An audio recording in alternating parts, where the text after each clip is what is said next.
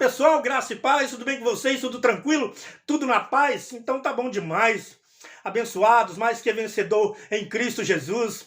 Estou passando aqui para deixar mais um estudo sobre a graça, mais um estudo sobre o verdadeiro e único Evangelho de Cristo, que é o Evangelho da graça de Cristo.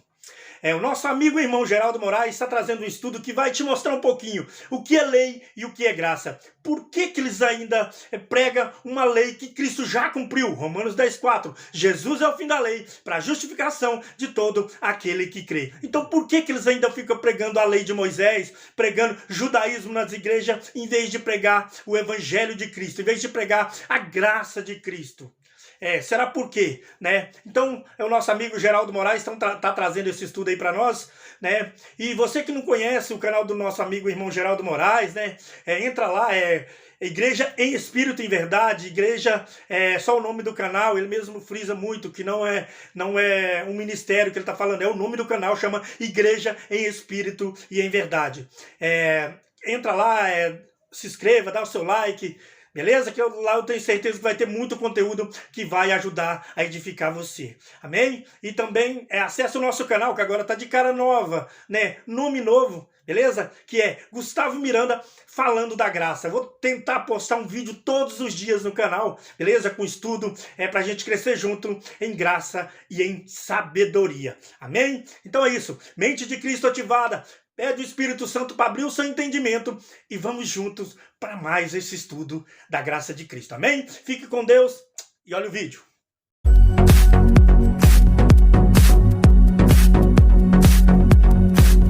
Namorada, ela tá feliz. Primeira epístola, Miguel, de Timóteo. É isso aí mesmo, Miguel? Primeiro, bem-vindos nossos irmãos que vão assistir essa mensagem na quinta-feira.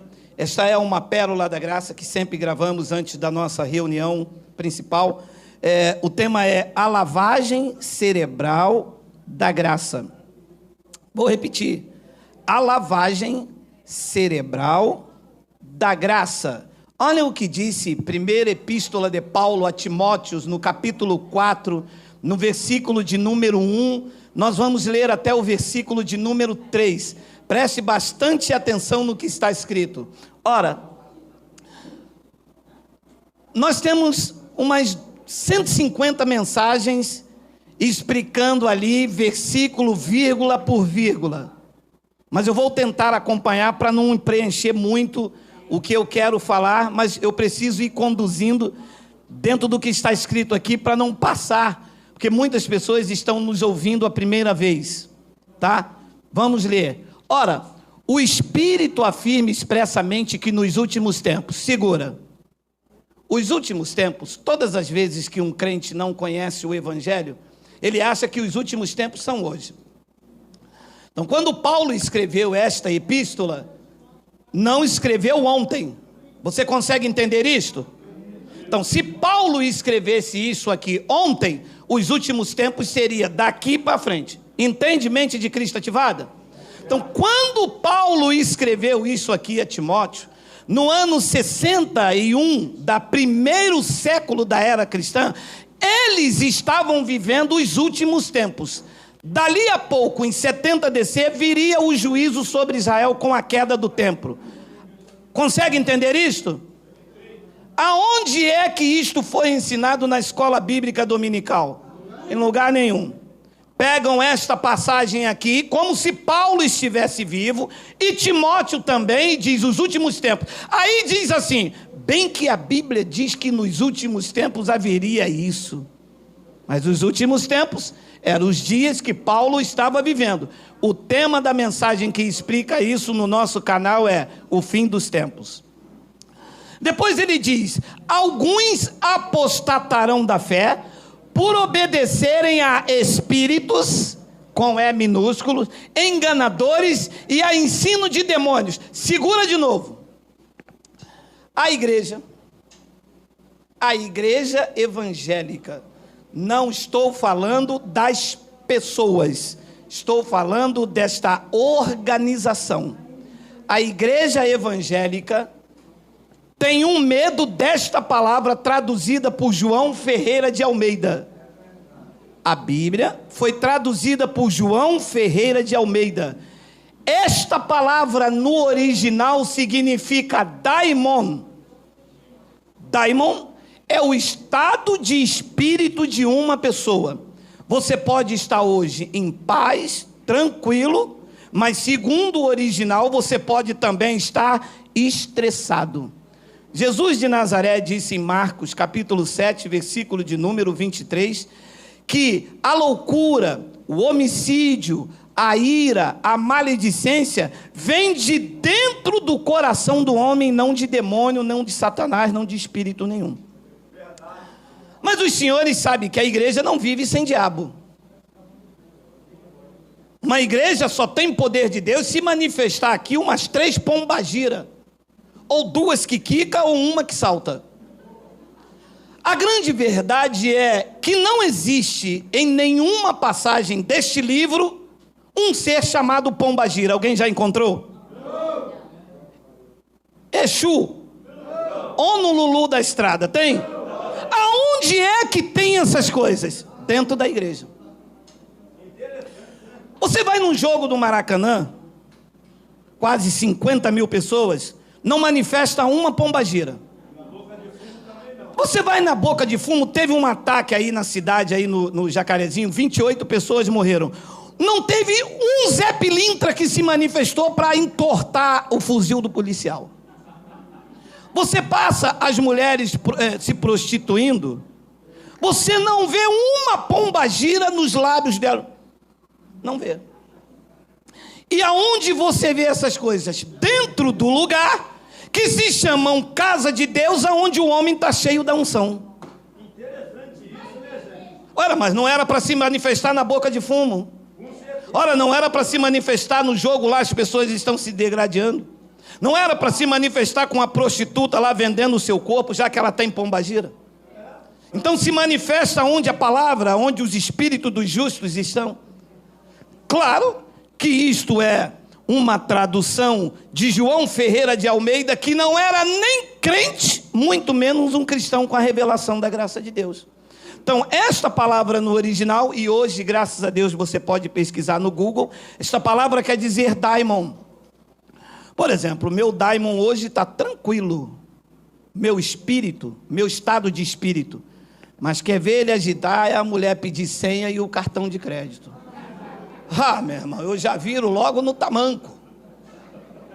Isso é o daimon, o espírito, o sentimento, o espírito do homem. Quantas vezes você estava muito bem, vinha tranquilo no seu carro, e de repente alguém batia no teu carro, pronto! Oh, meu irmão, o que houve? Vai pagar o prejuízo? Ora, mas você vinha tão calmo. Então nós já explicamos isso dezenas de vezes.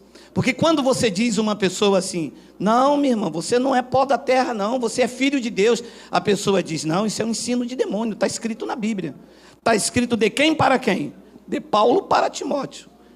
Então olha o que ele diz, por onde vinha o ensino de demônio. Uma outra coisa, você já viu pombagira ensinar alguma coisa? Se esta palavra se refere a pombagira, a Exu, você já viu um Exu ensinar alguma coisa a alguém? O Exu chegar, vem cá. A pessoa, eu? Sim, sou eu, Exu. Vem cá. Eu quero te ensinar como se rouba. Você já viu Exu ensinar alguma coisa, pombagira? O que foi? Eu quero te ensinar, mulher, como se prostituir. Existe isso. Cabe isso numa mente de Cristo? Não cabe. Depois ele diz no versículo de número 2, por onde vem o ensino de demônio? Vamos ver.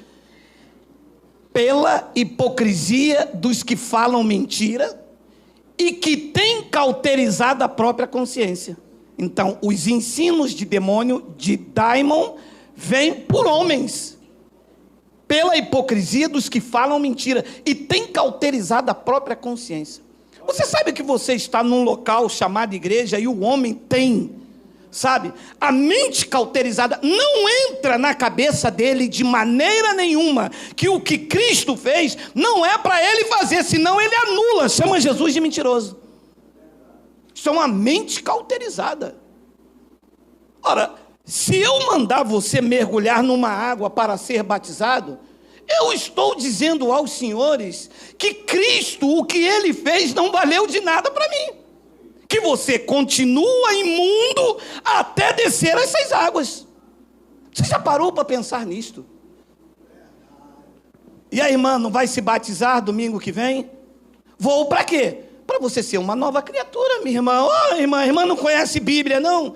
Conheço, pastor. Mas como que eu vou me tornar uma nova criatura passando pelas águas, se a palavra do Evangelho, o Novo Testamento, diz que quem está em Cristo já é? Já é ou não é? Já é. Ora, se eu já sou uma nova criatura, as águas servem para quê? Eu respondo, para me escravizar. Para dizer que eu me converti naquele lugar, e ele vai me dar um certificado de batismo, e a partir dali eu vou dizer, este é o meu pai na fé. Mas isto é uma hipocrisia dos que falam mentiras, porque é mentira. É mentira. Dizer que você tem que batizar nas águas é uma mentira. Por quê? Romanos capítulo 6, digita para mim, Miguel, depois a gente volta aí. Estou querendo. Está ali. Romanos capítulo 6, 3. Veja como batizar nas águas é uma mentira. Veja, leia você, lê. Ou, porventura, ignorais que todos nós que fomos batizados em Cristo Jesus, fomos batizados na piscina. Fomos batizados no Rio Guandu. No Rio Jordão, mais chique, todo mundo gosta. Todo mundo gosta. O Rio Jordão é o rio da Bíblia. E no Rio Amazon, vai Itaguaí. Meu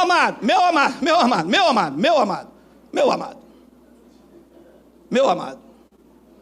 Quem crê no Evangelho, diga amém. Amém.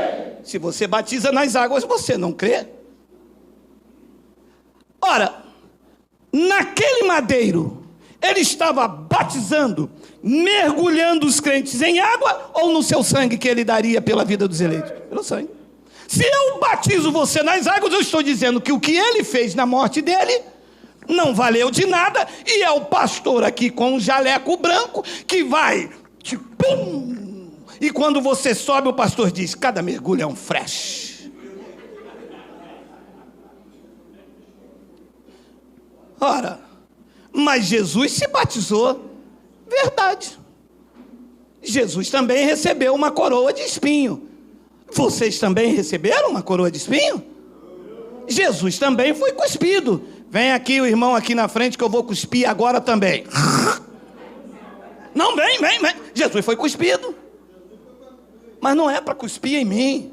Eu sou filho dele, eu sou herdeiro dele. Em todas as coisas eu sou mais do que vencedor. Ele foi cuspido, ele foi chicoteado, recebeu uma coroa de espinho e me fez herdeiro dele, para que hoje eu reine em vida e viva em perfeita vitória, e não ande debaixo dessas falácias que estão aí na religião. Que é isso que a religião faz. Anula. Está claro para você ou não? Eu tenho pouco tempo nessa pérola, mas está claro para você? E por que é então que está escrito no testamento que nós fomos batizados na sua morte e o pastor me batizou nas águas? Porque ele voltou para a lei de Moisés. Ele se baseou no que está escrito na lei, não abriu o novo, que é Romanos, abriu o velho e disse aqui, ó, Jesus batizou. Aí os mais teólogos usam aquela passagem em que Jesus disse, ide e batizai em nome do Pai. Ué, mas o nome do Pai não é água. Mas ele não disse para batizar nas águas. Ele disse que era para batizar aonde? Em nome do Pai, em nome do Filho, em nome do Espírito. Esses três são um. E era o que estava acontecendo naquela cruz.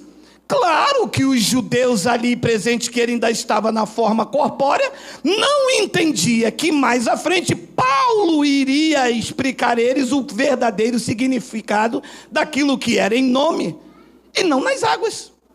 Você veja, Pedro continuou batizando nas águas. Ninguém batizava nas águas antes de Jesus, só João Batista. Moisés batizou nas águas, Isaías, Jeremias. Quem é que batizou? Só quem é que batizava nas águas? E João fez isso para preparar o Cordeiro de Deus. Só isso. João Batista veio preparar o caminho, veio preparar o cordeiro. Na lei de Moisés, quando ia sacrificar um cordeiro, pegava esse cordeiro macho, sem mancha, sem mácula, mergulhava ele nas águas, lavava ele até as entranhas. O cordeiro, então, estava preparado para o sacrifício.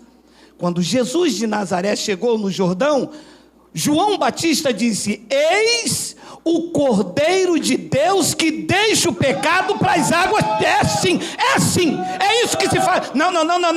Então vai ter briga hoje.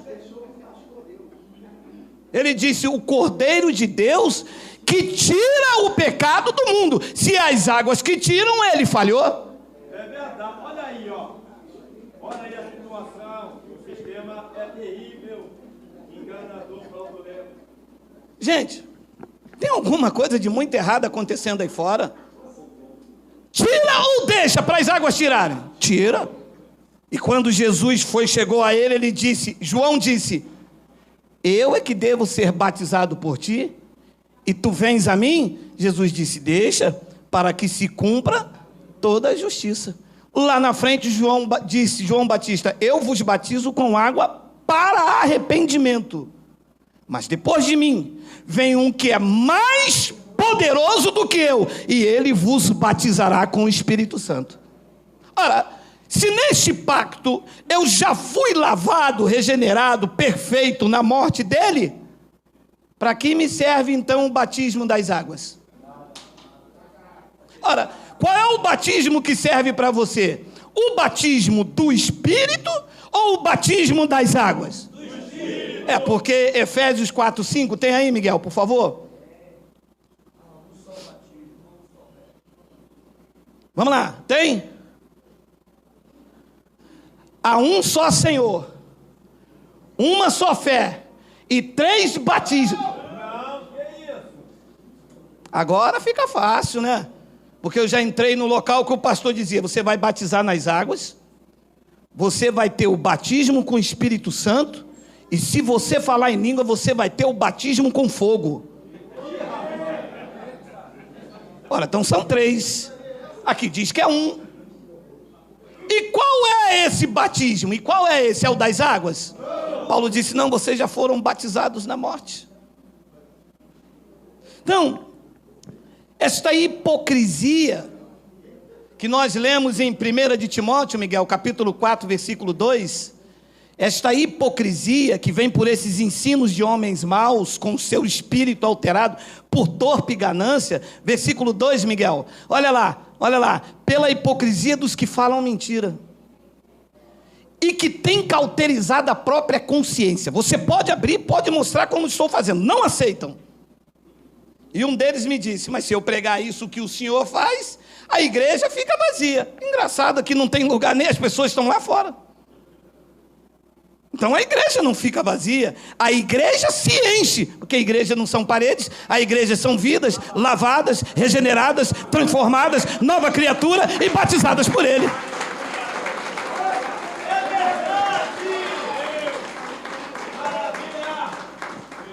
Compreende isso? Isso não tem nada a ver com local físico, isso tem a ver com vidas regeneradas por ele. Então, pela hipocrisia dos que falam mentira e que tem cauterizado a própria consciência. Tem uma vírgula aqui, ó, vírgula, versículo 3. Olha lá, que proíbem, você vê que esse demônio proíbe o casamento, você vê que isso vem por homens, que proíbem o casamento, e você vê igrejas, né, que os seus sacerdotes não podem casar. Você vê que é uma hipocrisia e mentira, porque Deus disse para o homem se unir à sua mulher. Eles proíbem um casamento, e agora ele vai batendo nas suas filhas, e exige abstinência de alimento. Segura aqui, abstinência de alimento também é conhecido como jejum. Ah, meu irmão, se vocês soubessem a minha mulher como tinha uma mulher, eu quase larguei a velha. Eu falava com ela, eu não casei com eu não, me desculpa a expressão, que ela não gosta que fale. Eu falei para ela um dia: eu não casei com isso. Pô, a mulher estava com 28 anos, parecia que tinha 70, nada contra as mulheres com 70. Nada contra. Já botei até uma camisa rosa para honrar vocês. Meu amado, como que a mulher ficava noite e dia com fome de manhã, de tarde e de noite? O que você está fazendo? Estou fazendo um jejum para me santificar. Mas santificar o quê? Porque não é o espírito que deixa de comer, é a carne. E a carne não se santifica. Você pode ficar com fome a vida inteira, meu irmão, que a carne para nada presta. Marcos capítulo 2, versículo de número 8. Olha o que diz, olha só. Tem aí, Miguel, Marcos capítulo 2, versículo de número 8. Tem aí? É 18, Miguel, desculpa, é a emoção. É que eu lembrei da mulher com aquela olheira, que ela parecia até a mulher gato, aquelas duas coisas, de tanto jejum. Ora, os discípulos de João e os fariseus estavam jejuando. Quem é que estava jejuando? Os discípulos. E eles tinham carne mortificada? Tinha. Os fariseus tinham poder de Deus? Tinha. Era para ter, estava jejuando.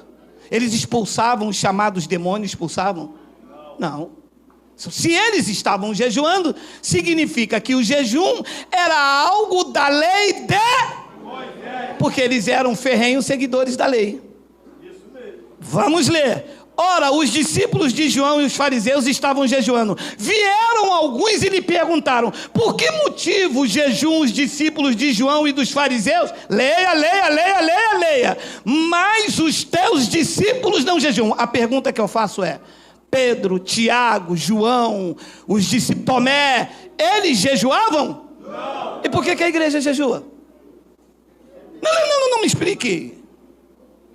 Ora, se os discípulos não jejuavam, os pastores mandam jejuar, que é para expulsar Satanás. Ora, mas 1920, jejum para expulsar Satanás. Tá, expulsou. E ele volta, mas só volta no crente. Ele não volta na pombagira, não volta na prostituta, não volta no traficante, só volta no crente. Mas o crente não é propriedade limitada, a associação? Não, o crente é propriedade exclusiva, quer dizer que você pertence ao demônio e a Jesus. Pertence só a quem? Só a Deus. É exclusivo. Como que um demônio pode entrar em você? Como que o Satanás pode entrar em você se você é propriedade? Quem é propriedade aqui? Diga glória a Deus. Não está fraco, diga glória a Deus. Você é de Deus.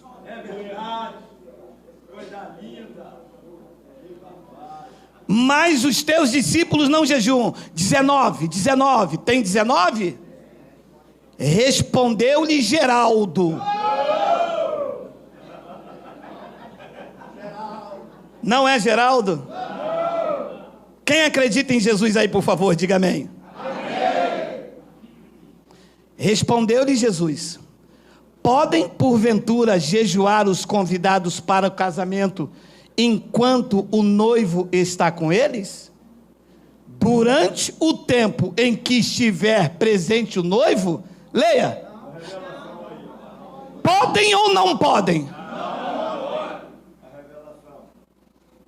Se eu jejuar, eu estou dizendo que eu não tenho, e agora nesse time da graça, o esposo, porque ele era noivo antes da cruz. A aliança saiu daqui velha, entrou aqui nova no dedo esquerdo. E aqui no dedo esquerdo, como Deus não admite divórcio, casado com Cristo para uma vez, casado com Cristo para sempre. Se você jejuar, você está dizendo: eu não tenho noivo, que agora é esposo. E aonde estava isso que eu nunca li?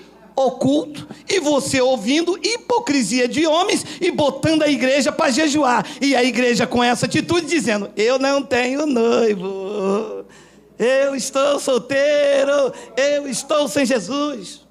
Pode isso? Não pode. Vou repetir. Respondeu-lhe Jesus: podem porventura jejuar os convidados para o casamento enquanto o noivo está com eles? Durante o tempo em que estiver presente o noivo, não podem. A igreja diz: jejua. Jesus disse: não pode. A igreja diz: jejua. Jesus disse: não pode. se vocês me têm entre vocês, se eu sou cabeça de vocês, se eu tomo conta da vida de vocês, se vocês confessaram, se vocês creem, vocês não podem jejuar. A igreja diz, fizeram aí um jejum pelo Brasil, para ninguém pegar coronas de Covid, morreu quase 500 mil.